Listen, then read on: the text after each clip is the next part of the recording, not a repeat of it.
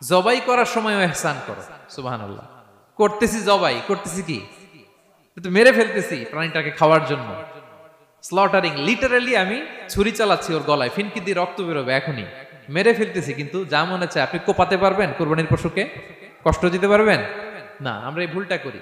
রাসূল সাল্লাল্লাহু আলাইহি ওয়াসাল্লাম দেখেন আরো স্পেসিফিক করে বলছেন যে ওয়ালিউহিদ্দা আহাদুকুম শাফরাতাহু ওয়ালিউরিহ যাবিহাতাহু, তোমরা জবাইয়ের সময় তোমাদের ছুরিটাকে ধার করে নিও যাতে করে প্রাণীটা কম কষ্ট পায়।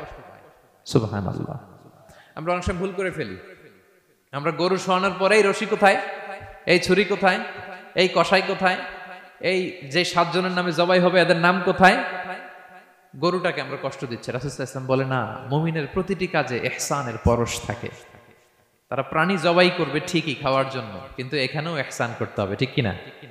তারা মৃত্যুদণ্ড কার্যকর করবে, ডেথ পেনাল্টি রাষ্ট্রীয় আইনে, কিন্তু যেমন মনে চায় তেমন করা যাবে না। ওইখানেও ইহসান রাখার দরকার আছে না নাই? প্রিয় ভাইয়েরা, এই ইহসানকে যারা মেনটেন করে জীবনের সব কাজে, আল্লাহ তাদেরকে বড্ড ভালোবাসে, বড্ড পছন্দ করে। সো আমরা যেন সবাই সবার প্রতি ইহসান করি। স্বামী স্ত্রীর প্রতি ইহসান করুন, স্ত্রী স্বামীর প্রতি ইহসান করুন, বাবা সন্তানের প্রতি, সন্তান বাবার প্রতি, পরিবারের সকল সদস্যদের প্রতি ইহসান করুন, কর্মচারীদের প্রতি ইহসান করুন, সহকর্মীদের প্রতি ইহসান করুন। মুমিন জীবনের প্রতিটি কাজে ইহসানের পরশ থাকবে, কারণ ইন্নাল্লাহা ইউহিব্বুল মুহসিনিন। আল্লাহ তাআলা মুহসিনদের, যারা অন্যদের প্রতি অনুগ্রহ দেখায়, তাদেরকে বড্ড ভালোবাসেন।